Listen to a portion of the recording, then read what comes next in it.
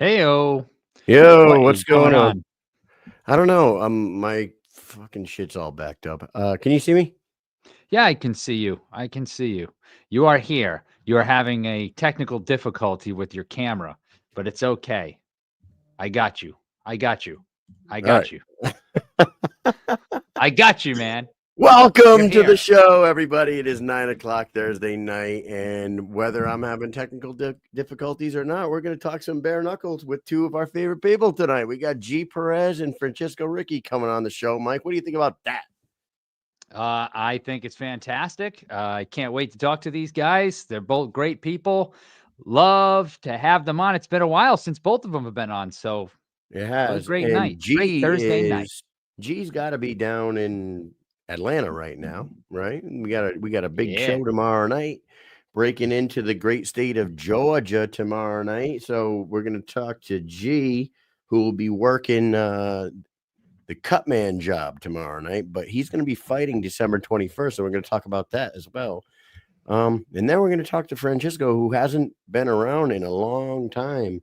You know that he was everybody knows he was the former middleweight champion. He was on a 5-0 streak, and then he had back-to-back losses. So I think he took a break for a little while, and I can't wait to hear what he's been up to in the off time, and what sparked him to come back when he fights Blake Lacaze in Hollywood, Florida, December 21st.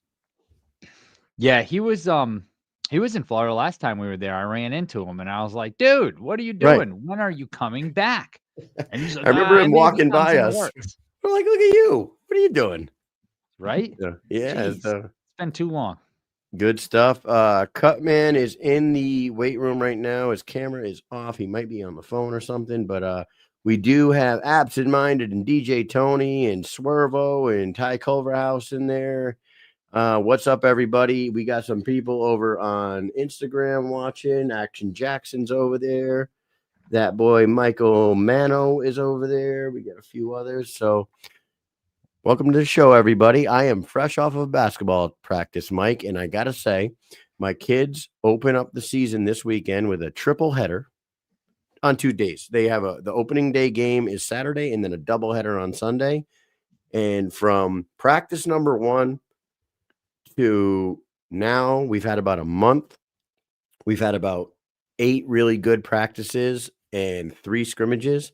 And from practice number 1 to tonight, they're a completely different team, and I hope that they carry it over onto this weekend and we do some fucking damage in this travel league. So I'm excited about it.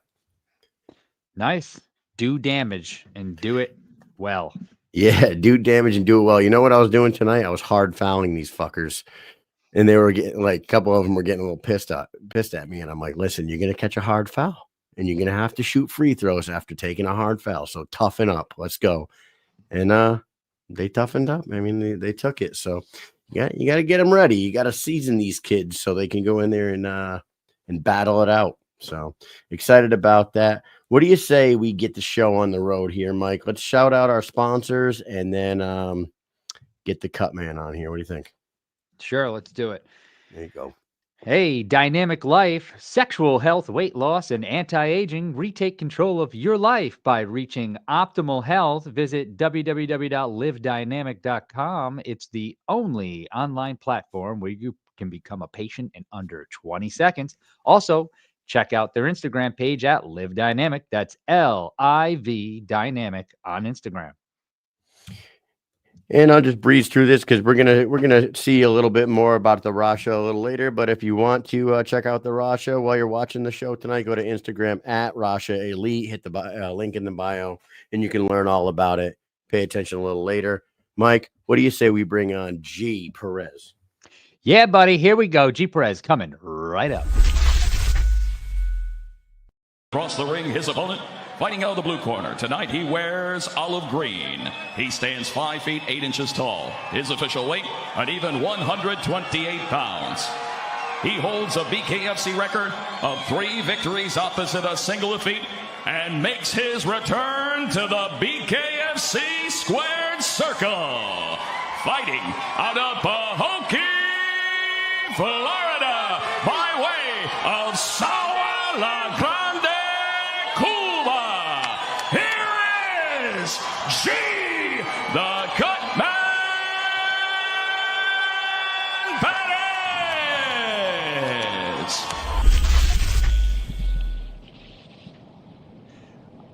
There he is, G the What's up, Cutman. everybody? Who does a better intro than that? I figured we couldn't do a better intro than Jeff Houston, so I just let him take it away. Yo, I get chills every time I hear him say my name, bro. Dude, That's gonna it be is amazing. awesome. Yeah. How are the weigh-ins? I'm assuming you're just coming from the weigh-ins. I'm just coming from the weigh-ins. It was amazing, man. Everybody was professional, but it's gonna be some good fights on there. That I think the girls are gonna take that show, man. Yeah, I'll tell you right now, man. I was watching the weigh-ins, and they both look like they're in great shape. But Emma Murray looks like a little powerhouse on the weigh-in stage, man. That girl's got some shoulders on her. I was like, oh shit. They both look like they're in tip-top shape, but one of them looks like she packs some serious power. I don't know if you saw the same thing while you're there. Oh, for sure. I mean, she definitely got. I think she got more muscles than I do right now. All right. Well, hey, G. Before we talk about what you're up to and what you're going to be doing in a couple weeks from now, which one of those fights tomorrow night, besides the girls, are you most excited? As a cut man, which one do you think you're going to be the most busy in? I think the most busy I'm gonna be in. I think Justin Street versus Rivera. Oh That's yeah, gonna be a good one. And obviously, the main event, you got Richardson versus Larimore. That's gonna be a banger. bloodbath, and you got one of the most violent people on the roster in the co-main event there, Joe Elmore. So Oh man. Joe's gonna bleed. And I'm sure his opponent's gonna bleed. Joe's got that Nate Diaz scar tissue buildup. So like he gets touched and he bleeds, and I love that about him. So And keeping you busy. he's the type of guy that he's gonna come. He's coming. He don't care if he get hit. He don't care if he gets. He's coming. He's coming with everything. Absolutely. Now, for those who know you, they know that you have a 4-1 record. But that one loss on your record came in the 165-pound division, and you got injured in that fight. So right now, you're basically undefeated in the weight classes that you belong in, and on the 21st, you are starting your trek towards a 125-pound title. Is that correct? That's 100% correct. And we're not gonna stop until we reach that goal, man. Like I said, I'm here to make a statement, but like at the same time, the title comes, that's a blessing. The title holder right now is John Dotson, and it'll be an honor to share the ring with a legend like him. It it puts me in a position to prove myself that I can hang with a veteran from the UFC. You know what I'm saying? Yeah, we talked about this before at I can't remember what event, maybe Sturgis, I'm not sure. But we spoke about this because you said you were going to go to 125, and I was like, "Oh, really? How are you going to make a run at that title?" And we talked about Aguero and the fight and his style, and I was kind of pointing out the fact that I thought that your style is very similar. You've got a good boxing base, like you're a very traditional boxer. I do love your style. You're very patient. You pick your shots, And we talked about how, Dotson had a hard time in that fight in Albuquerque against Aguero, and I think that you could present to him pretty much the same looks that Aguero was giving him. And I don't know, man. I would like to see that. What do you think? Listen, for those that don't know, me and Aguero came from the same trainer, same gym, same training camp. Like I've known him I used to spar with him. I used Yeah. to spar. I used to be his sparring partner. So, now he's in DR and whatnot. But I've been there since 16, 17, 18, 19, 20. You know what I'm saying? Mm-hmm. So I know how he fights. I know they trained us to be. So So yes, absolutely. I think I'll definitely give him a nice fight. a run for his money, as they say. I was gonna say that, but I don't like Yeah, I don't like. The super nice and a very respectful guy. That's something Absolutely, man. anybody that knows you knows that. I try to respect everybody because at the end of the day, you never know what that person is going through. Who what I'm saying, what the struggles they've been through. So me as a person, like I understand that. So it's not my job to judge anybody. So I just if the opportunity comes, it's gonna be there. I'm gonna try to take it, and we're gonna run with it. For the love of the competition. Absolutely. Gee, when was the last time you sparred with Aguero? Last time I sparred with Aguero was, I think it was about a year ago. Oh, okay. So it wasn't too long It ago. wasn't recent. No. It was about a year ago. He came down for training camp and he had a boxing match, and I was actually sparring with him to get him ready for his boxing match. Have you ever fought anybody like John Dotson? Like as far as like speed and stature goes and MMA background like that? Have you ever been in the ring, even sparring, training? Because it's really hard to find somebody that can emulate John at 5'1", muscle bound, like lightning fast, got tons of power. Can you remember anybody like that in your time training or sparring or anything like that? Absolutely, man. There was one kid. He came to the gym. I forgot his name. He came to the gym, and he wanted to spar. So he was a very active, very very active person. He come forward, cut corners and hit you with everything from everywhere. And you just gotta adjust. You never get ready for that. You just gotta adjust right there in that moment, and you take advantage of the pockets of situation. Like you can't, you can't, you can't let nothing slide. If you let something slide, you see it. I mean, I've been in boxing since I was 5, so I know exactly what to do, what not to do, when to do it. So it's yes, like I said, I don't take nothing from Don Dawson. He's like I said, best right now at 125. You know, he's shown that he's proven that he can be in there with basically anybody. Yeah. So One of his he's things coming out of UFC, one of his things, like he had never been knocked down in his MMA career. I Yep. think he was knocked down by Aguero. I think that might have been Yep. like the first time in his professional fighting career that he had been knocked down. Super tough guy. I can't wait to see what happens after you fight Kerry Caprio, because we're talking about John Dotson. We're talking about the future for you, but in the very near future, just 2 weeks away from now, you have Kerry Caprio. We're yes, all very familiar with him. He's a super tough dude. His only loss is against Andrew Strode, who has like 200 damn amateur fights and can throw hands with the best of them. What are your thoughts on your upcoming opponent, Kerry Caprio, and what interactions have you had with him in your? Obviously, you may have even worked one of his corners in one of those fights. Like, so what can you tell us about Kerry and yourself? I mean, Kerry is he's a tough dude. He's gonna fight. He's not scared. So he's actually a good dude, man. Me and him are cool. And there's no, like I said, it's just business.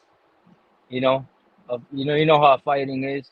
You fight, you shake hands. Tomorrow, I'll be your cut man again. So, nah, man, he's a tough dude. He comes to fight. You know, people like to see him fight. So, you- I like to fight.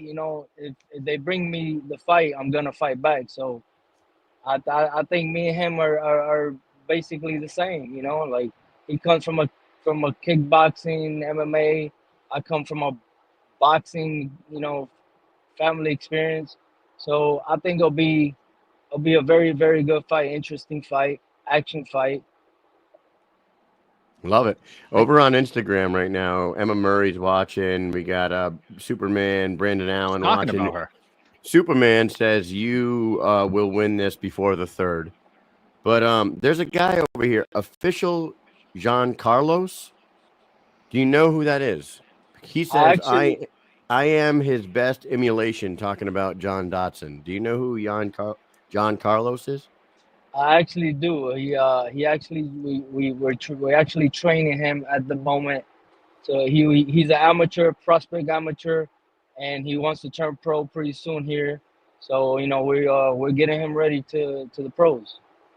When he says that I am his best emulation, is John Carlos smaller, stocky dude like John Dotson? Smaller, stocky, explosive, very come forward. He's very on point with everything, and he switches off from lefty to righty. So it's basically a mini John Dotson.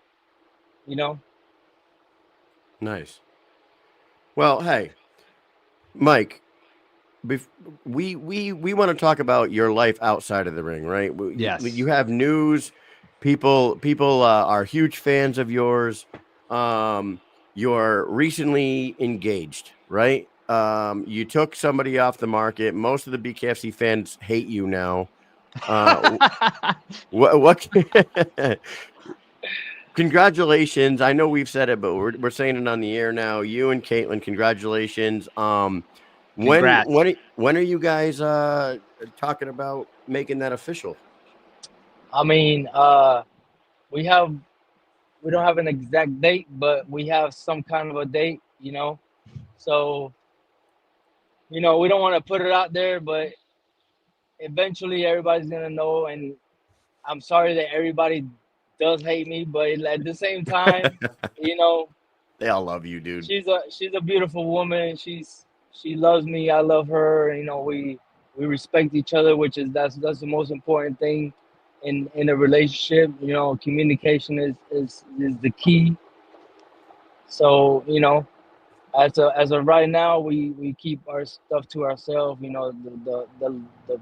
The more you keep in the box, the the less people know. You know what I'm saying? So Yep. if it will come, and eventually everybody will know the date. So we'll definitely let everybody know.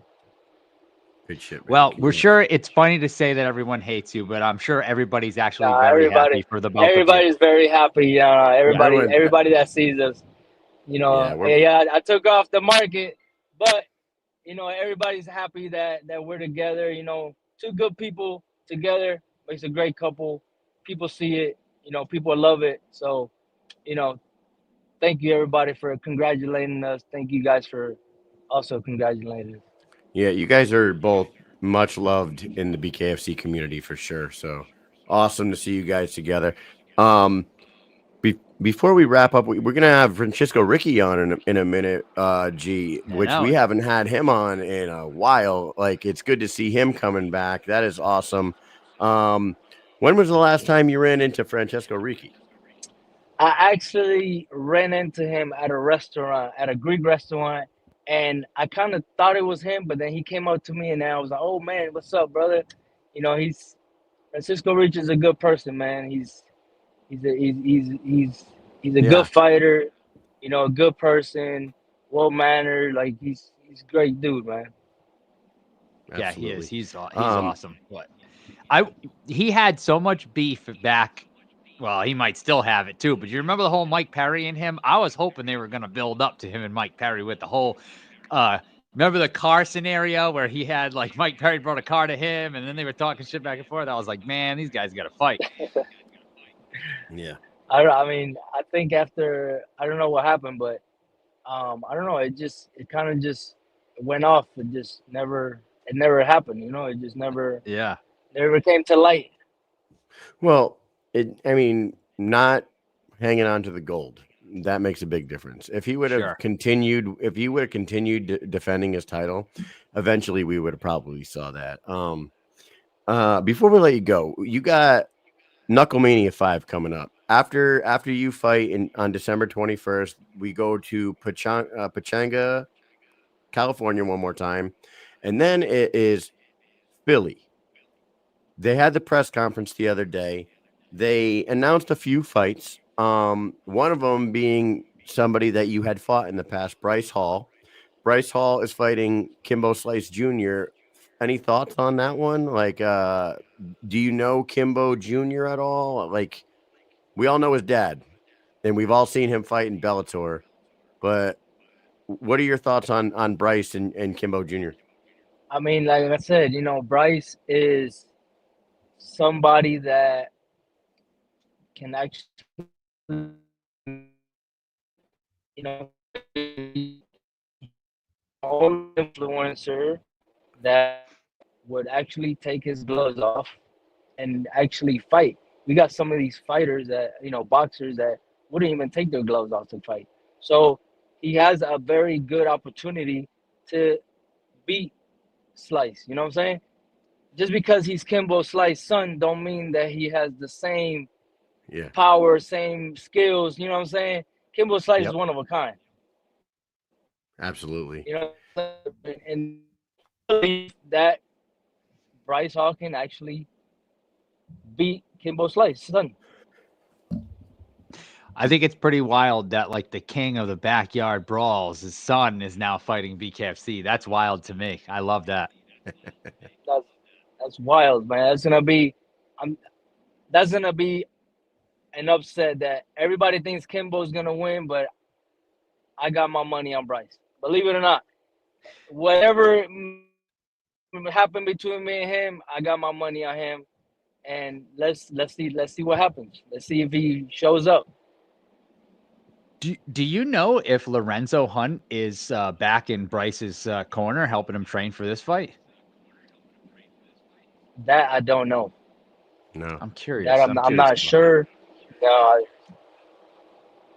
So, G, I want to ask you this. You are as inside as anybody can be in the industry, right? You can't give anything away at all. But what would you say to the people that watched the press conference and were underwhelmed by the announcements? Because a lot of people, and I'm just telling you the truth, and anybody from the BKFC can hear this as well. Everybody was expecting a few more big names at the press conference. It didn't happen. Jeremy Stevens and Eddie Alvarez did a hell of a job selling that fight. That was Jeremy Stevens. Hats off to him. What a freaking dog he is, going into Philly and just talking shit to everybody. That was great. But for the people that are like, we're 2 months away, and you got Eddie Alvarez and Jeremy Stevens, and then like really nothing Knucklemania worthy. What would you say to those people? Because I was trying to talk them off a ledge and saying, hey, give it 2 or 3 more weeks. We're going to hear some things, I'm hoping. What would you say to those people?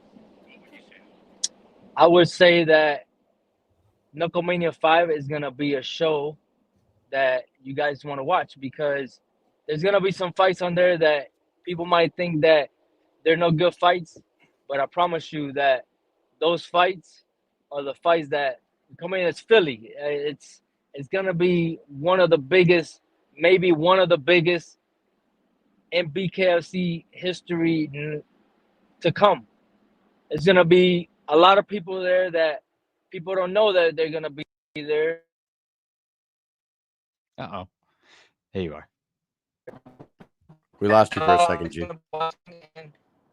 I say you tune in. You tune in. I promise you, you're not gonna be upset. Every fight's gonna be a good fight, and there's some fights on there that they're not there yet, but they will come. And I promise you, you're gonna be like, wow, what an event. Yeah, we were talking about it last night, and so Knucklemania 5 will definitely be one for the books. Fuck yeah. Yeah, I believe there's a few good fights, more fights that are coming out. Like, there are some good fights on the card. And the thing is, you don't have to explain it to me. You have to explain it to Kyle. Then your mic's off. Other people, Kyle, you hear me? I can't hear you. I can hear Mike. Oh, when we lost him, he might have lost us. Can you hear Kyle? Can you hear me? He can't hear either one of us. Yeah. All right. Well, hey, G. He can't hear us. So what the fuck am I doing? You want to back out and come back in? come back. Here we go. All right. Yeah, he's gonna. We'll finish up with him in a second, and then we'll bring on Big Frank, because I'm looking forward to talking to this guy. It's been a minute. Yeah, we're right at the end. We're right at the end here. We were literally about to say bye to G. Come on back in. And we got hit by the live bug. Yep. Hey, shout out to Chris Lights Out Lytle, who joined over there on Instagram. Jay Davis, Terp House in the house over there. We got DJ Tony. And I could just text G and say, yeah, technical difficulties. We'll catch up with you later. Yeah, that's fine. That's fine, because I don't see him popping back in. We had a good conversation. You know what happened is when he lost service there, that's what, sometimes that happens. Oh, here he is. Here he is. Let's wrap it up with him and say goodnight. I'm just going to pop him in like this. Hey, G. Sorry, guys. That's all right, man. It happens. All good. All right, we were going to wrap up with you right now anyway. And we know that you're down in Atlanta. You're in a car. What are you heading to the hotel or heading to dinner or something? We'll let you go. But before we let you go, we want you to let everybody know why they should tune in December 21st when you fight Kerry Caprio, and then shout out anybody you want to shout out, and I'll let you get out of here. Man, listen, December 21st is going to be a great show. There's a lot of fighters on there that you guys want to see fight. I'll be one of them. Everybody's waiting to see me, fight Caprio. He's a well-known fighter. And he's coming to fight. So we're gonna give you guys a show. We're gonna give you guys a fight. I'm the only fighter so far has never been cut in 5 fights. So let's keep it that way. If it don't, it don't. But like I said, I'm ready for war. He's ready for war. And we're gonna give you guys a show, 100%. I want to let me give a shout out to Nelson Lopez. Let me give a shout to Bucked Up Energy, Dynamic Wellness. Also, Next Level Boxing. Man, there's so many more. Blackout Coffee. I want to give a shout out to John Deere. John Deere is actually one of my sponsors. What? Nice. Yeah. Damn, dude, that's awesome. You're fucking that's a good one. That's a cool one. Absolutely, man. We're trying to make something here. We're trying to make something happen. So, stay tuned, man. It takes time, but we will make it, and we will be the next world 125 champion. Love it, G.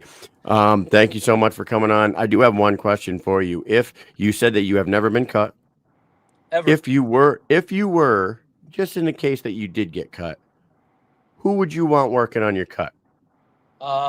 You being the cut man. Eddie Ramirez, yeah. Eddie Ramirez been there since day one, man, and he knows like I said, he has Alicia Baumgartner, which is one of the women's top pound for pound right now, and he's worked with her. He's worked at many other championship fights in boxing. So and me and Eddie go way back, and that's who's always gonna be in my corner. Love it. Hey, thank you so much. Best of luck to you on December 21st. Mike, what else you got for G? Hey, G, you don't need to hear this, but the people do. December 21st, Perez versus Caprio, BKFC, Hollywood, Florida, on DAZN. You better be tuned in. Get on DAZN and watch these fights. Support the fighters. G, thank you so much for coming on. We will see you in just a couple weeks. Just a couple weeks, and we will be down in Florida together right before Christmas. All right? So take care. Have a great night. And everybody else who's watching, you guys. I appreciate you guys. Thank you for everything you guys do. Thanks, man. Thank you for everything you guys do. You guys give a platform to all the fighters. You know what I'm saying? You guys help and talk and tell the fighters' stories. So I appreciate you guys. Thank you for serving our country. Salute to you guys. Thank you for BKFC for giving us the platform to work on and show our story and show what we can do with these bare hands right here. Love it, man. We'll see you in a couple weeks, G. Thank you. All right, everybody. We'll be right back with Francesco Ricchi. The Rasha is a true scalar plasma energy technology with the most advanced base 12 frequency collection that protects, enhances, and harmonizes the autonomic nervous system. This can help a soldier, athlete, or animal improve their training, endurance, recovery time, and overall performance while achieving the ultimate victory-winning mindset called consciousness coherence. Once in this state of consciousness coherence, a soldier or an athlete is able to advance his target focus to a level where it is completely in the now present moment with relaxation and stress release.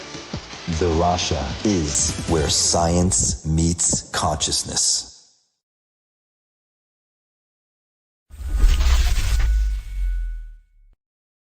Silence. real Hey, quick. yo. Hey, guys.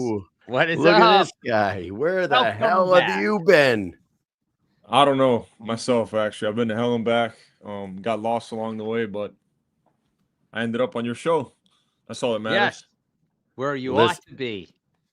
Listen, Yeah. we love talking with you, dude. And we saw you down at, I think, the last event we were at Hollywood. I don't even remember Yeah, which the one last that Hard was. Rock show, I was there when Connor came. The one that Connor came to. That's right. That yeah. was a good time.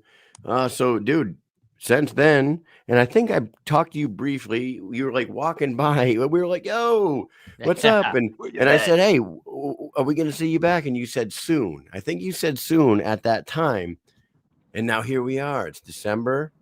We're 2 weeks out from the return of Francesco Ricchi. It's fucking good to have you back, man. Thank you, my brother. It's good to be back. I've been trying to fight for a while. I was told by my team to take some time off after my first loss, and I was forced to after my second loss, but I still been trying to come back for quite some time. I mean, it's been a year and a half that I've been away from the ring. And I was trying to come back, but it was a bit of a pain in the ass. I don't know what the holdup was or the complications were to get me back to the ring, but I know that I ended up harassing the shit out of Nelson and Dave to get me a fight. So I'm gonna make the best of it. I'm gonna make sure that I give them a reason to apologize after my performance and tell me, sorry, Frank, we should have had you back sooner. But for now, I'm just happy. There's a lot of shit that went on outside of the ring. Good stuff. Bought a house, started another business, got my shop, and doing pretty good this year. I'm actually here now. Funny enough, I was just gonna say, you're in the shop right now. We can tell, right? Yes, sir. So this office is I rent this out to my buddy Anthony, which is actually right here. He's a jeweler, and my shop comes with 2 office spaces, so I didn't need both of them. But we have this shop here, which behind me is a fucking casting machine for jewelry. And we have a reception area on the other side, and then all the cars and all the stuff that I work on is on the other side of this wall. Anthony seems to be a very popular name for a jeweler. Yeah. Like Anthony's Jeweler. This isn't the Anthony of Anthony's Jewelers, is it? That's pretty crazy. No, it could be. He's it. He is the guy. Yeah, He's he's the guy. The other guy took his name. You want to know something funny? My 2008 deployment, we were living in these like concrete buildings, and we were like sharing a living space with one other person. So like they would like pair you up, they'd give you some bunk beds, and then you would like build walls out of wall lockers and like boxes of water to give yourself so anyways, I get hooked up with this dude. His name was Eddie, and shout out to Eddie Muriel. His name was, and Eddie was a former Colombian Marine that came to he was a Colombian Marine in the 80s during the Escobar era, right? Comes to he had crazy fucking story. So he comes to the United States and opens jewelry stores called Fast Eddie's. I want to give you this cash. I want to buy your gold and give you this cash is basically his deal, right? So I'm like, I've seen commercials, right? Like I had seen his commercials. His commercials were fucking hilarious. He was like a superhero in one. And you already knew the guy at the time. Yeah. Well, I didn't know him other than the commercials. He had like a Godfather commercial where he's like doing the voice of the Godfather. He's got like a Scarface commercial. He's got a superhero commercial. And then I'm like, he's in the National Guard. Next thing you know, I'm fucking paired up with him, and he's telling me, dude, this guy was making jewelry for like 50 cent, lived in Farmington, Connecticut. He's Oh, no like, shit. yeah. He's like, yeah. He's like, do you know who Tony Yayo is? I'm like, from G Unit, like fucking 50 cents guy. He goes, yeah, he came in and had a shopping bag full of cash and told me what he wanted. I'm like, what the fuck? This guy was absolutely crazy. Last I heard about Eddie is he was out of the military and he owns a soccer arena in Colombia. And I don't know what the fuck he's doing with himself, but the jewelry business worked out good for Eddie. You know what I'm saying? So I feel like once you made it to a certain point, you choose what the fuck you want to do for the rest of your life. yeah, it's good. You That's probably good made shit. so much money selling gold. Yeah. Oh, he was telling me that like he was spending 40 grand a month on advertising for he had like 3 or 4 stores. And I'm like, 40 grand for advertising. I'm like, and you make enough money every month to cover he's like, fuck yeah. Like, You hear that, Anthony? Take notes, dog. he was like, yeah. Slightly smaller budget. Not for long. Yeah. Cool shit, man. Frank, you're back. Yes, sir. When you were on your run, you were on, I believe, a 5-fight win streak. You were the world champion, and then you had the back-to-back unfortunate losses with Dave and Eric Lozano. And you said that that was a year and a half ago. You've been trying to get back in there. Was there Longer? anything? It's been a year and 8 months now. Year and 8 months. Were there like concussion? What was the reasons why you were out? Was there like health reasons or what was going on? I'd rather not throw anybody under the bus. I think that it was some political thing with somebody I don't even want to mention. But long story short, it was just it was tough to get cleared. I definitely had a concussion, and for some reason, sorry, I've got the Lions game on too. But for some reason, we do the same thing. Yeah.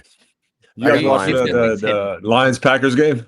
Yeah, I got it. It's 10-7. They just stopped him on the goal line. I got it too. Yeah, fuck yeah. Always watching.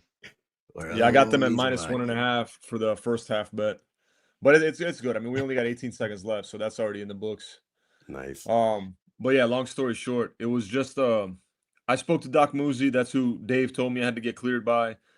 Spoke to Doc Muzi, and he gave me a bunch of stuff to get done at a doctor's office that was it's seemingly impossible to get done.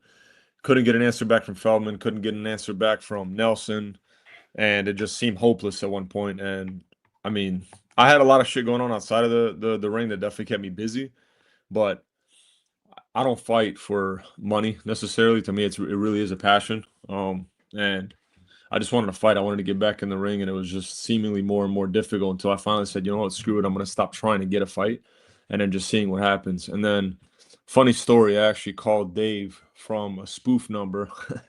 I called him from Nelson's phone number, and he finally picked up the phone. I was finally able to get him on the phone, and I'm just kind of like, hey, Dave, what the fuck's up? Like, why is it so hard to get a fight? And, oh, let's go. Sorry. Touchdown. You saw that? We scored. Yeah. Yes, sir. Gibbs. Let's go. Let's go. But yeah, long story short, was able to get him on the phone, and he promised me, he goes, Frank, I promise you, I'll talk to Muzi, I'll figure out what's going on, we'll get you cleared, if you can be cleared, of course. And I'm healthy as shit, man. For the first time in probably 4 years, I'm healthy, like actually healthy. Have no issues, nothing outside of the ring, no fucking ACL issues, no shoulder pains, nothing else going on. Damn. Nothing with the That's lymphoma, nice. So I feel good. I feel great, and I'm training with the right people. I made some minor changes in my camps, and I feel great, man. I can't wait to go in there, fight a taller guy for the first time in a while. A very tall guy. Yeah, I'm focusing one fight at a time, but things are going so good in my life right now. I started a logistics company last year with a good friend of mine. That's going great. Me and my girl bought a house a month ago. Things are going good. You know, I'm working my ass off, and now the fight just lights a whole new fire under my ass. Like, I now wake up in the morning with that same feeling like, hey, you know, as soon as you get up, the first thing you think about is the guy that you're fighting, and you know that he's training his ass off for you. And I miss this feeling. I really did. I think that there's some people that fight for. Sorry, go ahead. When we saw you in Hollywood, you you don't go much over the one. What do you walk around at? Because it looked like you could have fought at 175, 185 when we saw you. With that said, you don't like really blow up anyway, right? So Stay right around fight normally, ready. no, normally in fight camp, I'm like close to 200 pounds. I'm between Really? 198 and 202. The Mundell fight, I was 204. I was pretty big that fight, and the Yuli fight, I was lighter. I was a lot lighter, but the Yuli fight, I also had a torn ACL, so I couldn't run a lot. I couldn't squat. There were a lot of things that I couldn't do, and I was more focusing on just body weight exercises. This time Oh, around, I'm pretty light. I'm like you cut 185. from 204 for Mundell. That's what I'll you said? make, yeah. I mean, I'm not trying to get myself in trouble here, but from Sunday to Friday, I'll be 30 pounds lighter, like 26 pounds lighter.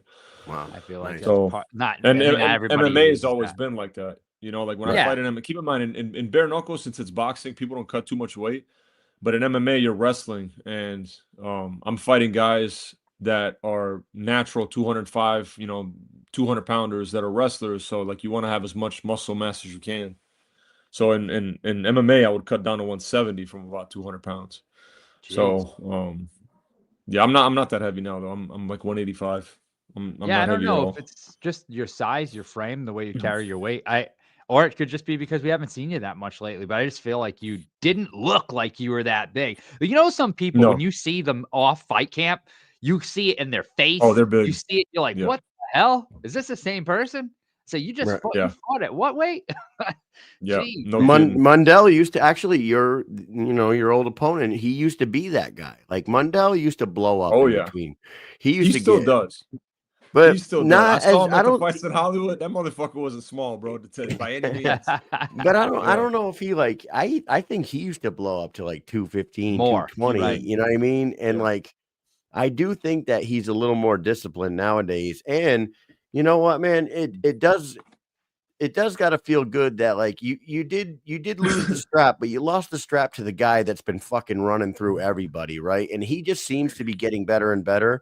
And like, you know what I mean? Like my kid's football team lost in the first round of the playoffs, but the team that he lost to won the fucking Super Bowl. You know what I mean? It's like it's one of those situations. At least we lost to the fucking dude that's just dominating everybody. So Yeah, I would have still rather not lost, but yeah. Yeah. right, Get what you're right. saying. But I mean, to try to like put some sugar on it. No, a little bit. Mundell's a great dude, bro. He's a model champion. He's a good dad. He's a great friend. He's a loyal teammate. I mean, yeah, I would have, there's other people I would have hated losing to more than Mundell. And I didn't hate losing to Mundell. It's just obviously it fucking sucks to. It's not like you get into a training camp going, oh, I'm gonna just roll the dice and see what happens. Right. But definitely, like, if you could choose a person to lose to, he'd probably be one of the ones at the top of the list. And now with your return here after 18 months or 20 months, you're gonna get a fight with Blake LaCase, who's like 7 feet fucking tall, and Super damn tall. He has fought a bunch of top fivers. I don't know how that dude is 175 pounds, to be honest with you. I have no idea how a guy that height makes 175. But you go out there and if you go out there and you get a win over Blake. Is it 2-3 fights down the road that you want to be right back in that conversation to see Mundell one more time in that ring? Right now, I really don't have any bargaining power. I lost twice in a row, so my stock's relatively low because of that. But yeah, that's definitely my goal. I want to fight the people. I want to fight the best people in the world, and I lost to Mundell. I'd love to get that one back down the line, but right now, that's not even a thought process. Like none of the above, because you don't deserve shit. I don't want to sound like fucking Jamal Hill, who's out there crying still over a loss, and then entitled and stomping his feet on the ground saying, I want this, I want that, I deserve this, I deserve that. I don't deserve shit. I got knocked out clean. It's not like I lost a very close decision. It's just the last two fights,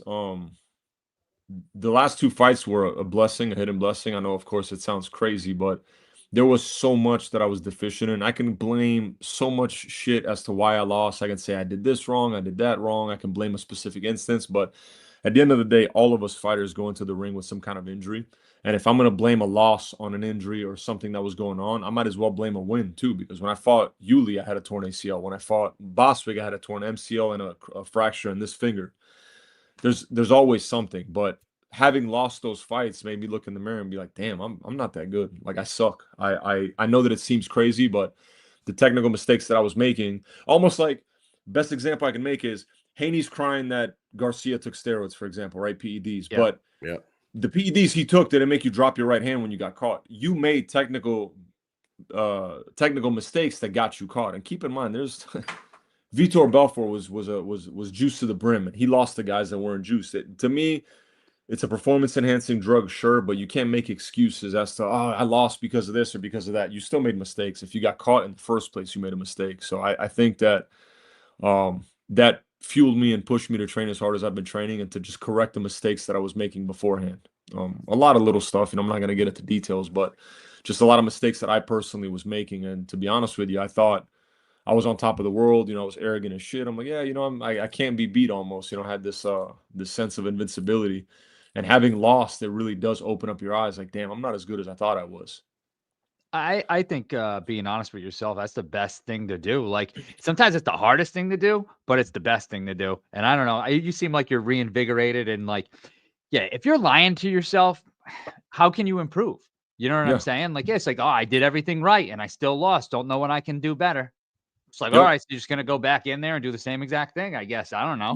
You can tell yourself it's a fluke, but then Yeah. what happens when that fluke comes again and then again? Right, It's right. just you made a mistake, many mistakes actually. So it's just you don't learn by blaming and this and that. Like, listen, even in business, I've fucked up a lot. There's mistakes that I made, and then I look back and yeah, maybe I could be pissed off at this guy or pissed off at that guy or pissed at that employee, but I made the mistake of maybe putting that guy on that specific job. There's always mistakes that you can learn from, and I feel like in my life that's always been my most difficult task is to admit what I did wrong and just learn from it instead of just always being like 100% like we have to get this done. And fighting is a big part of that. Best example is my first MMA fight. I thought I was the shit. I was training like a psychopath, and I had no wrestling. I was training at a Taekwondo gym, and I fought this guy that was a collegiate wrestler, and I don't know how good he placed, but I know that he was a way better wrestler than I was, and he beat my ass. And I could have sat there and said, it's just he was afraid to fight me on the feet, or he was afraid to stand and fight.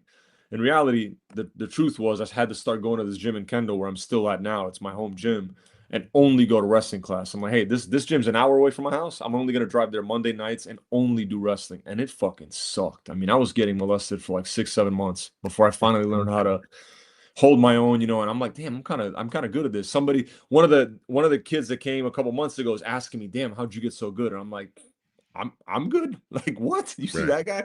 Romero was training there, Michel Batista, all Olympic wrestlers, and I had to force myself to do what I hated doing the most. I didn't want to wrestle. I wanted to go to boxing class, or I want to go to striking class.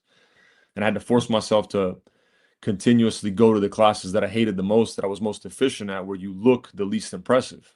And then down the line, you're like, damn, that's kind of how you learn. Yeah. And you will agree with the fact that wrestling cardio is something different. Oh yeah, that is a whole nother level. But I wrestled back in high school, right? So 20 years after I graduated high school, I decided to get into jiu-jitsu, and I was going to jiu-jitsu, and I'm fucking, the way that these guys would teach, we'd do like an hour or so of like, he would be teaching us technique and whatnot, but then we'd free roll, and I would try to redline it with these fucking jiu-jitsu guys every time, and they would just let me burn myself out and then just choke my ass out, or fucking catch my arm or something like that. And now you're dead. And now I'm dead. And I learned that that is another level of cardio, dude. Like, I don't know, man. Like, wrestling and jiu-jitsu cardio is different, and if you can build that up, I feel like you'll have a cardio advantage over fucking anybody out there. Absolutely. I mean, I think wholeheartedly that it doesn't matter. I think that the portion of cardio that's mental is huge. I don't think people realize that you could have a guy that's one of the best fighters in the world, but if the fight's not going according to plan and he's all tense and he's getting his ass beat, down the line his cardio is gonna get zapped. And if you have a guy like Romero's a perfect example. When the fights were going according to plan, he would be fighting for 3 rounds and he wouldn't slow down. He wouldn't skip a beat because the fight was going according to plan. Almost like even when you're tired and then you land a good punch on somebody and they're hurt, where does that spurt of energy come from? Where was it before when you were huffing and puffing and exhausted, you know? I think that in sports, cardio is very similar to that. You know, if you're a natural boxer and you're used to throwing 1,000 punches on the bag every single day, and then you go wrestle, you're going to get exhausted. If you're a wrestler and then you have to go out there and box, you're going to get exhausted. With that being said, of course, your body has to be in a much higher physical peak when you're wrestling or swimming or doing one of these sports compared to, you know, boxing, for example. But that's not to say that boxing cardio isn't good cardio. It's just you're using every fucking muscle. You're using your eyelid muscles when you're wrestling. It's different, man. Yeah, that's I've said it 100 times on this show. Like when I joined the Army and I went to basic training, I was unsmokable. In the Army, they say, you know, they try to smoke you, that quote unquote smoke your ass. I was unsmokable because I was fucking straight out of high school wrestling, and I wouldn't gas out. And the guys in my platoon were like, how the fuck do you still have energy? I'd be like, dude, this is like a Tuesday afternoon at wrestling practice for me. Yep. This ain't shit. I'm telling you guys, you guys have no idea. And where do you wrestle? I wrestled for NFA in Norwich Free Academy up here in Connecticut. We were really good too. Like the program, I think, has fallen off the map, but like for years, we had this guy, the head coach was named Carl Snitkin. And if you look up Carl Snitkin, he was the world record holder for bench press and squat for like all of the 70s. Yeah, he was fucking huge. He had that's crazy. He had like a 700-pound bench and a fucking, you know, like at the time he had like a 900-pound squat. Now now those numbers are like fucking blown out the water. But like back in the 70s, that was like fucking superhuman. You know what I mean? And he was the head wrestling coach at NFA, and he had that program like a well-oiled machine. We were like top 5 in the fucking nation for like a decade. So wrestlers are definitely the best athletes that I've ever worked with ever. I mean, Romero, Gustavo, Cuban Assassin. Easy, the guy that's the 135-pounder. He's the champ. He's a wrestler, natural-born wrestler. How big was Romero in his last fight? Dude, he looked like a fucking tank. Oh, this fight that he had at that Dirty Boxing? Dirty Boxing, yeah. He looked huge. He walks around like 235, 240 right now. Oh my God. He looked like a legit heavyweight. I couldn't believe how big he was. Dude's a fucking I don't know who the fuck signed up to fight that guy with small gloves, but a power slap guy, that wasn't smart. I don't know how much he got paid, but yeah. He looked like a freaking Terminator in there for sure. He always looks like a fucking Terminator, that guy. He looks the same no matter how old he gets. He still has he's a spring, like a specimen, right? Did you ever worked on a car? Did you ever take apart a coil spring or like a coilover? No. But you see those videos on Instagram when they try to take off the nut and the thing just blows. That's him. Romero is literally a spring under tension. That guy, whenever you go with him, whenever you spar him, or whenever you see him fight, he's just waiting to explode. And then as soon as he does, it's just he's just all fast twitch muscle fiber. It's crazy. He's a freak athlete too. And I always remember when him and Paulo Costa fought each other. Yeah. The size, they both weighed in at 185 pounds 24 hours before the fucking fight. Yeah. And Romero was 213 pounds and fucking Paulo Costa was 217. 217. Yeah. They both put on like almost 40 crazy. Fucking, it was like, yeah, that was crazy. Like, that shit is just wild to me. But can I say something? What's up? Sure. Muscle absorbs water. So you look at these guys that are muscular freaks, like Woodley's a prime example, and you're like, how the fuck do they cut that much weight? Like Woodley used to walk around 205 and he would go down to 170 as well.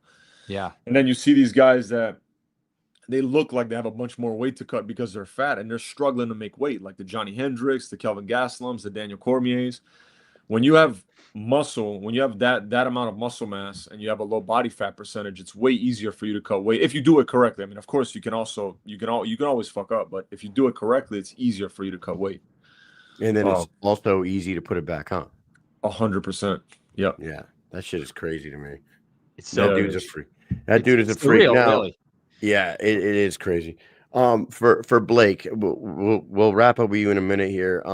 For Blake, we talked about his height, we talked about his length. Like he's a center. You know what I mean? He's a legit center in college basketball. If you threw him out there, did you try to like bring in any? Because you're a tall guy anyway. But I'm assuming you haven't fought a guy that's that tall before, have you? No, but I brought in somebody whose name is also Blake, who's also taller than me, and he actually fought for BKFC a couple times. Blake Davis, who's a Yes. much Oh, more no shit. talented fighter than I mean, I'm not trying to throw any jabs. What do they out call there, him? but Bad Boy? Is it Bad Boy? yeah, Davis? Bad Blake Davis. Yeah, He's Bad got a Blake. plumbing company too, Bad Plumbing. Yeah. But yeah, I brought Blake in. We're actually sparring tomorrow at 4. So he's 6'5", 6'6". He's somewhere around there, but in my opinion, severely more talented than Blake Lacaze. So I think How tall is Blake? it's like 6'6". Yeah, Oh, 6'5", wow. 6'6". Damn, I He's didn't close. realize he was that tall, or maybe I forgot that he was Yeah, that he's tall. tall. But me and him Shit. have sparred plenty of times before. I mean, me and him sparred for the first time when I was fighting Maxwell, and he was fighting somebody that was about my height. So me and him did some rounds back then, and then we did some rounds when I fought. Me and him sparred a couple times. I think we did some rounds again when I sparred when I fought Lozano. But in between those 2 times, I mean, me and him have trained quite a bit. You know, we've known each other for a while now. We actually, funny enough, we just got back from Hooters. We went there to go watch the first half of the game. Nice. So Blake's definitely a good. Is he still he's boxing? definitely a Is good he training still partner. fighting? Is he boxing? He started a company and he's doing great. He's got Yeah. a really good plumbing company. He does all high class stuff. You know, he's doing really good with that, and I think that that's keeping him plenty busy. And I think that he's trying to save up and maybe buy a house or do something else. But as of right now, I don't think that he's on the best of terms with BKFC. So I don't think that he's going to fight there anymore, but he might box or might go to BYB. You know, who knows? Maybe they could sell a fight with him in BKFC with somebody that makes sense, So Dude. I was just looking up, your reach and his reach. Now, I don't know if this is true or not, but just thinking about both of you, I would think like, hey, this guy's fucking 6'7". He's probably got at least a 7-8 inch reach on you, right? No. Do you What's know his what reach? his reach is? No. His reach is 80.5 inches. Oh, shit. You're just an inch and a half more than mine. Yes. Or an inch more than mine, yeah. Does that sound correct, or is that just is that weird? That sounds right. You just have a really long reach for your height, or he just has an extra short reach for his. I feel like he would have fucking like I think he has a short reach crazy for his long height. reach. Because Yeah, if you think about that's it, what it sounds like. Yeah. Jones is Jones is 84, right? 84. Yeah, and he's 6'4", Yeah, so 84, he's got a very long reach for his height. Same with Ngannou. Ngannou's, I mean, they're black, so they have different genetics. But yeah, I wish. Fuck me. Connor's another one too. Connor's got a crazy long reach for his size. Mike and I 83 inches for Francis. Yeah. And 84 for John, right? Yeah, 84 and Yeah, a I half. think John is 84.5. Yes. You know that Mike and I met John Jones. Not that like we don't fanboy out over anybody. No big right? deal. But like here's how dumb we are. And like every once in a while you meet somebody that you probably should document with like a photo. You know what I mean? Yeah. We don't ever ask for photos.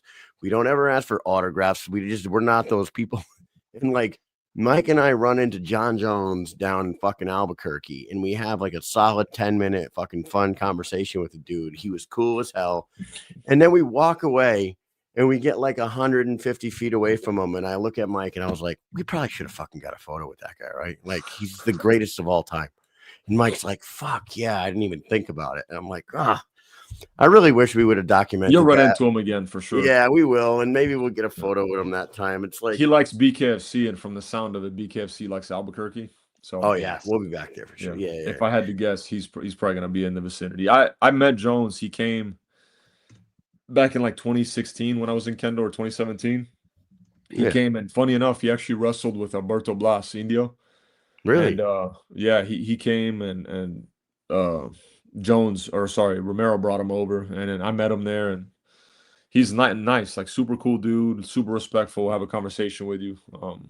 He's just awesome. had some bad luck in his personal life. Like he had a little bit of a run where he just couldn't stay out of the fucking he couldn't stay out of like bad news. You know what I mean? And I nowadays, think that when you have somebody that's a mythical creature like a John Jones or a Mike Tyson, you can't expect them to be civilized and that sadistic at the same time, and that's kind of the same boat McGregor's Savage in. has to come like from Connor's the same way. Like he is larger than life.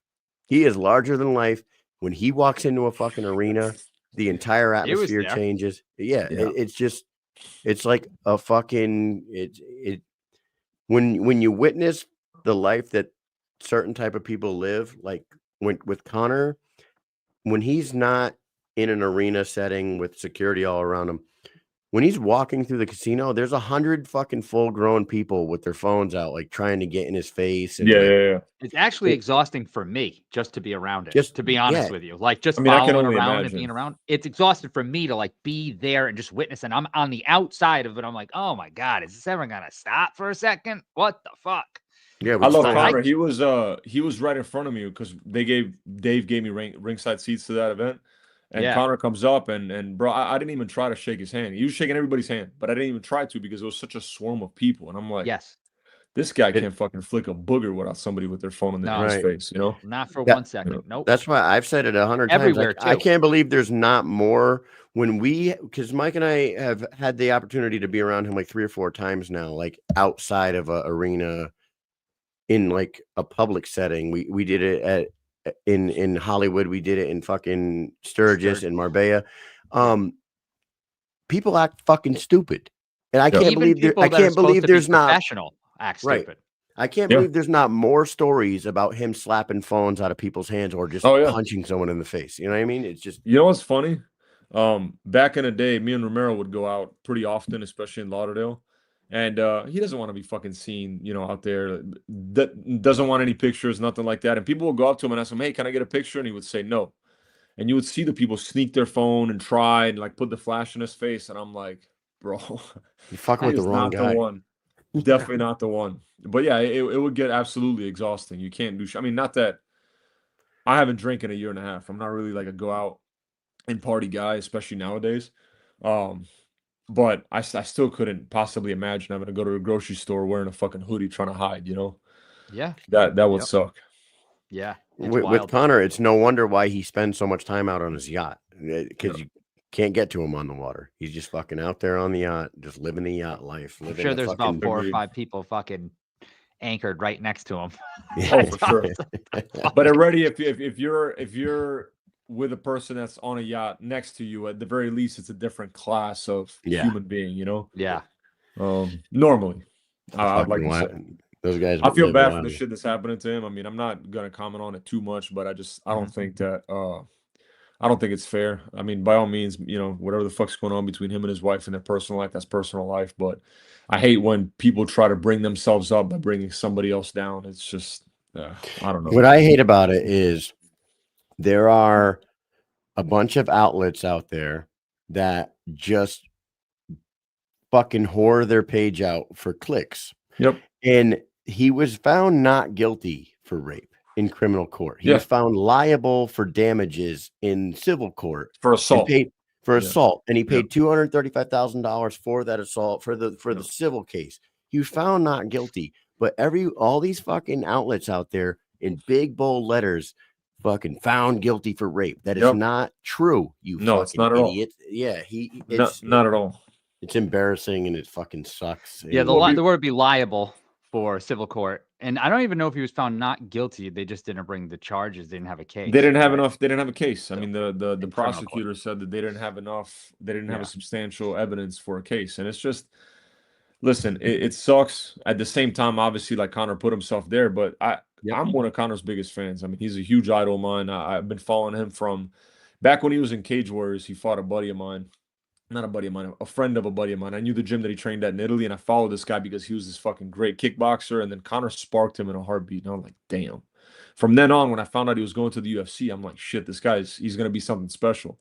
And I've been a fan from day one, and I still am, dude. I mean, I think he revolutionized MMA. I think that a lot of people wouldn't be getting paid what they're getting paid now if it wasn't for Connor.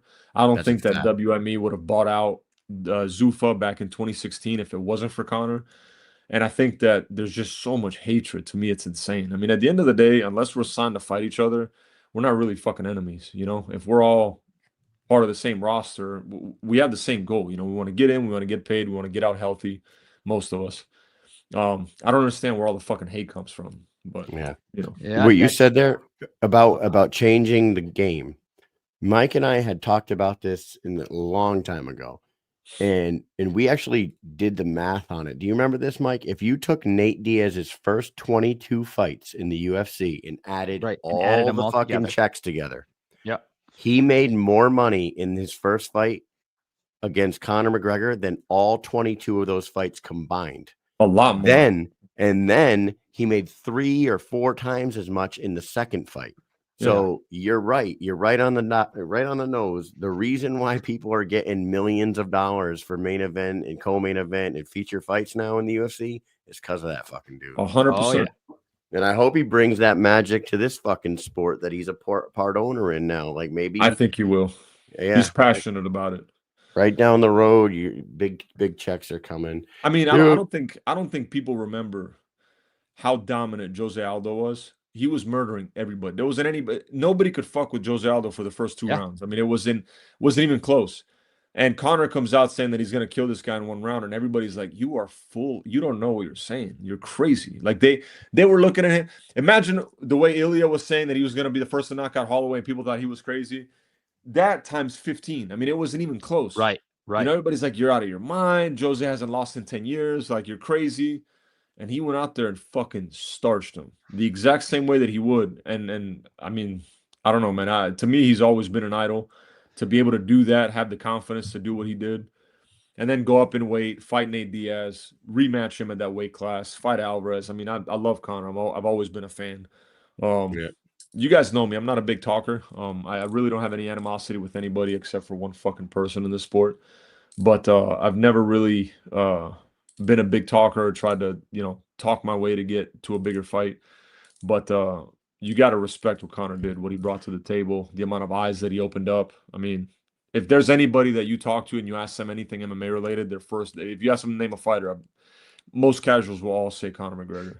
It's a fact. It is a fact. Dude, and now he's a part owner of the company, so we'll see where that goes in the future. Hopefully he gets through all the bullshit that he's going through right now and comes out on top, and we just keep on growing. 2025 is going to be a huge year for the company. We already talked to multiple people. David came on the show and told us all kinds of plans. So I can't wait. So December 21st, you're back in action. We're going to let you wrap up here. Mike and I will be there for this one. We couldn't make it to Atlanta this weekend, but we are definitely getting to fucking Hollywood because Seminole Hard Rock is one of the best venues that you can go see a fucking fight in. Love the place. Let's give you a second, shout some people out, say some final words, and then we'll let you get on your way, bud. Yeah, I want to just say a huge thank you to Dave, obviously, for giving me the opportunity. Thank my whole team, Mark, Roman, Blake, everybody that's helping me out, Lorenzo, and all my sponsors, Capital Ventures, Yellow Star Funding. Can't remember half of them, unfortunately. I'm sorry. I'm half punch drunk from training so hard, but I can't wait to be back in the ring, and it's gonna be a bloody fucking Christmas. I promise you, Red. That's for sure. Might come 3 days early, but it'll definitely be a good one.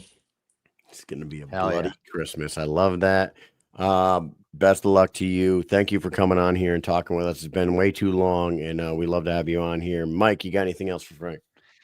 It's going to be a red Christmas. Ricchi versus Lacaz, BKFC on DAZN, Hollywood, Florida. Love it. Can't wait to get there. Right before Christmas, we get to celebrate the season's beatings. We call it here. Season's beatings, and we're going to be there for it. So thank you Always so much a pleasure for to be coming here on. with you guys, man. Thank you again for the opportunity. Absolutely. And can't wait to see you down in Florida. Have a great night. Glad everything's going well for you. Congratulations on the new house and the new businesses. And hey, man, take it easy. We'll see you in just a couple of weeks. And everybody else, stay tuned. We'll be right back. Thank you, my brother. See you soon. See you.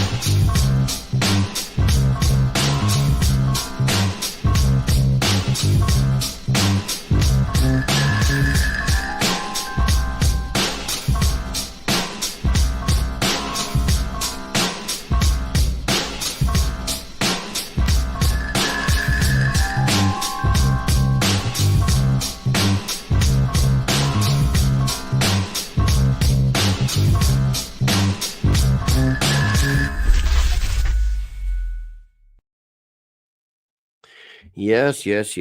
Thank you so much to G Perez and Francesco Ricchi for coming on tonight. Can't wait to see those guys in action December 21st. Those were good conversations, man. Yes. Very, very good. That was just a look back at Knuckle Mania 4 because we got Knuckle Mania 5 on the horizon. So time to say goodbye to the past and hello to the future. But we've got a card this weekend and we've got a card in 2 weeks. Yeah, we got a Close out the card. year. So the weigh-ins were tonight. Mike, hey, before we I don't know if you saw, I shared this to our Instagram page, and I'm just gonna say it on here. Luis Villasenor, BKFC fighter. He came on here, great guy, veteran. His daughter is missing, has been missing since Tuesday. I don't know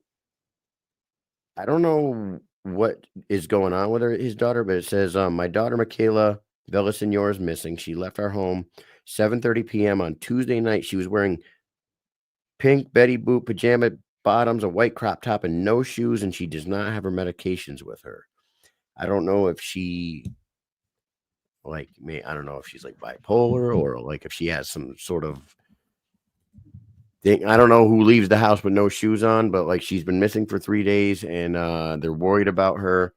So they live in East Chula Vista in Winding Walk. I'm assuming that's in, I don't know where that is in Florida, but anybody who wants to go onto our page, look at it. They're asking for help. So I'm sharing it, and hopefully Sounds like California to me. I don't know. maybe California. I hope he finds her, and I hope she's okay. I could be wrong though. I have But no I idea. shared it with our page, and it's in anybody that California. wants to go check it out, go check it out. That is in California. It's near San Diego, I guess. Okay. Let's So see. Chula Vista, yeah. Yeah, Man, it's scary. It's north of helping them get the word Tijuana. out. So It's right on the border of Mexicali. Jeez. Well, hopefully they find her unharmed and she makes it home. But I just wanted to throw that out there. Yes, Mike, we have an event tomorrow night. We get to see Joe Elmore back in action. We get to see Keith Richardson and Papa G throw down. We get to see the debut of the youngest female fighter in BKFC history, Emma Murray, taking on Crystal Van Beek. Go watch the weigh-ins from tonight. And I like to watch the weigh-ins because I do like to, see what kind of shape these fighters are in. I'm going to tell you right now, Braxton Smith looks like a fucking monster. Yeah, he does.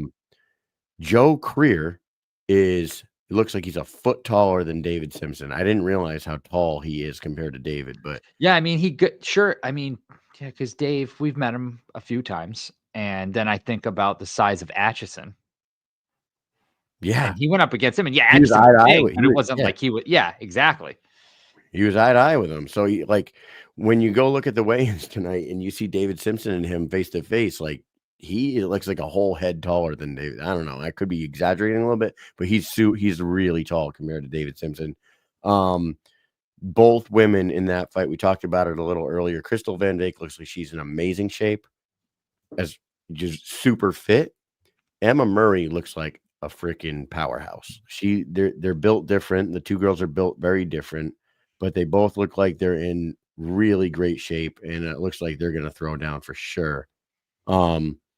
And I would say that I'm curious to see that opening fight between Idris Wasi and his opponent, who I'm losing. I can't remember the dude that made his debut. He's the first and only. He's the only Aiken. He's the only. Not he has Clay. A fight in Georgia. Not Clay. Not Clay. Not Aiken. Clay. Yeah, I said that yesterday, I think. I would put $1 million on Idris Wasi against Clay Aiken.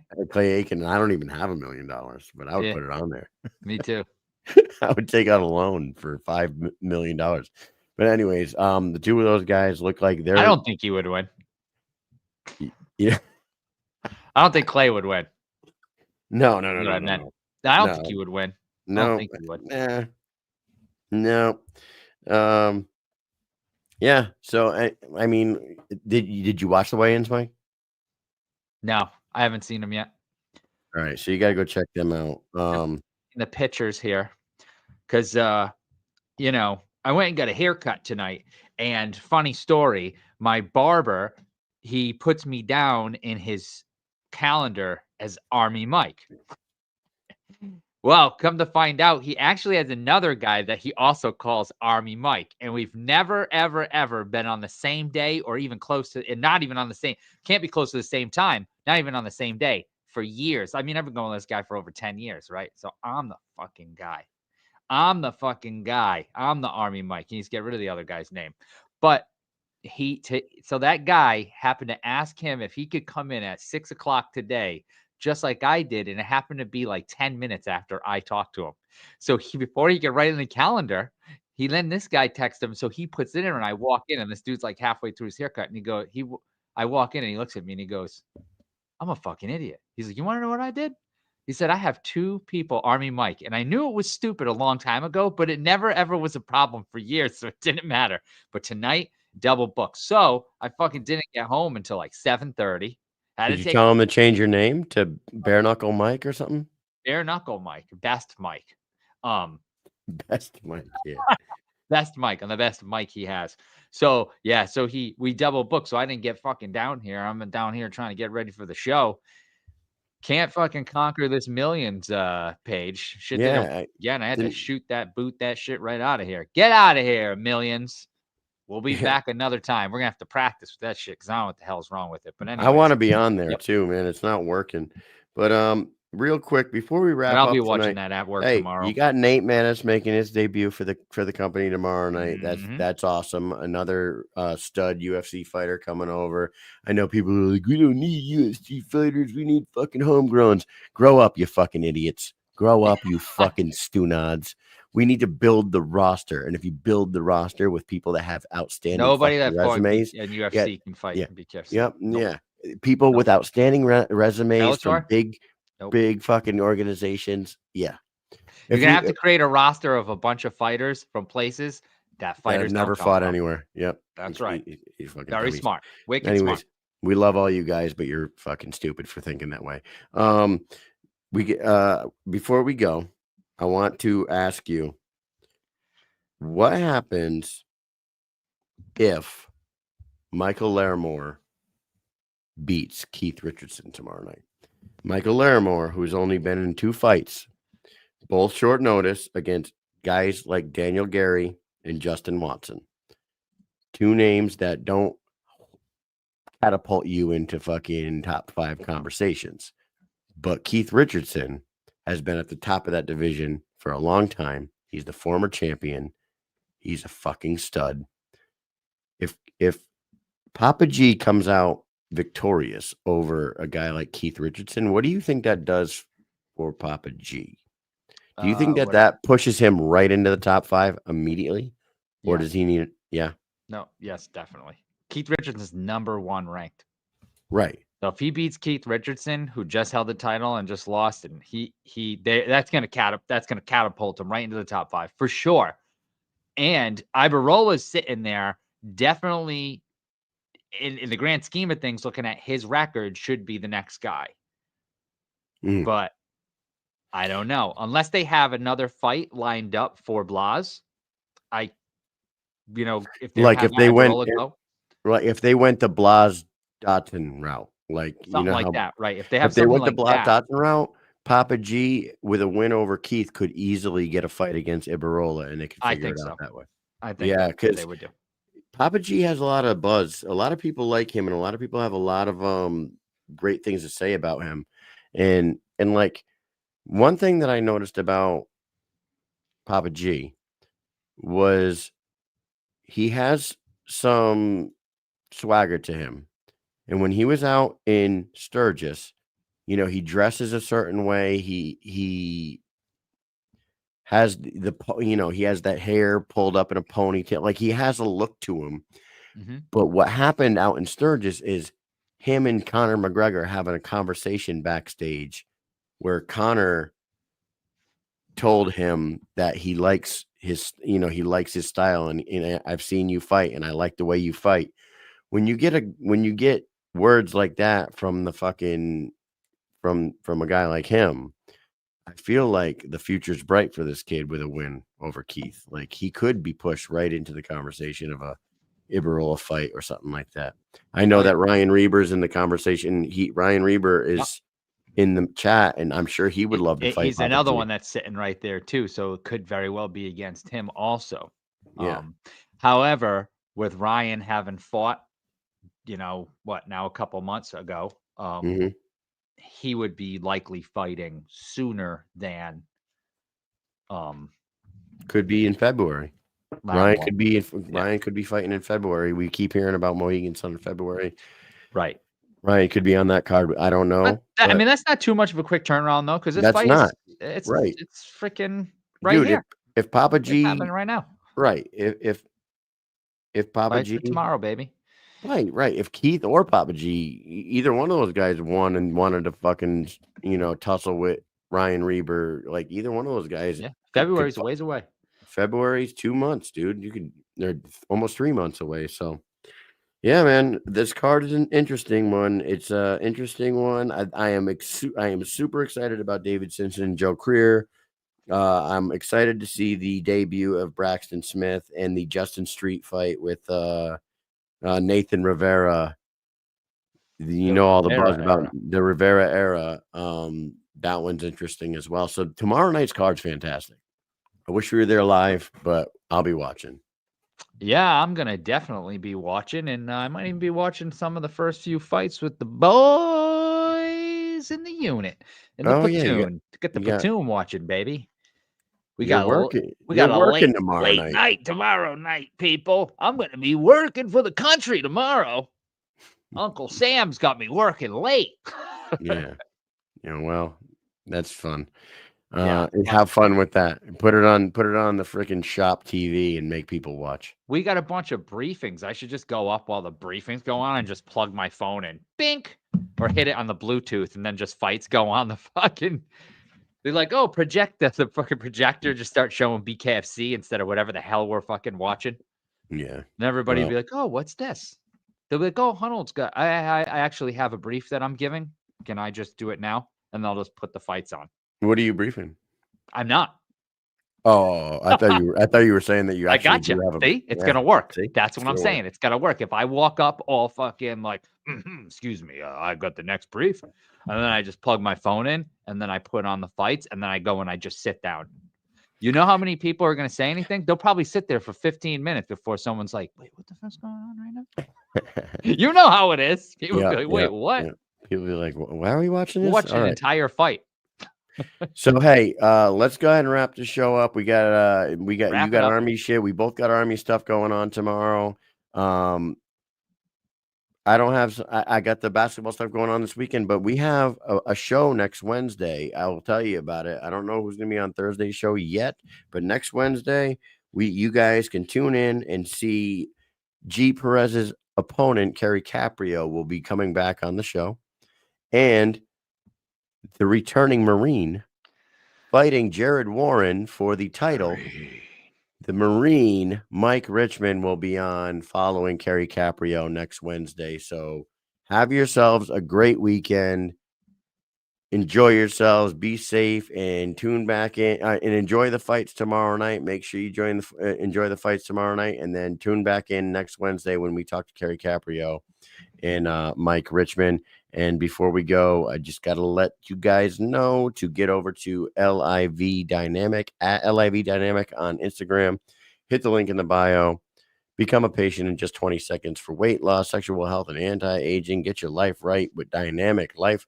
And then get over to the Rasha at Rasha Elite. There's a link in the bio there as well. That'll bring you to the Rasha.com.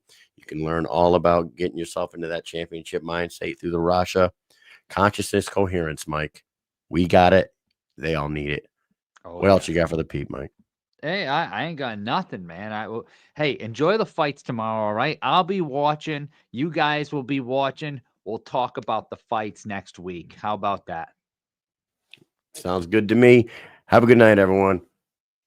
Peace.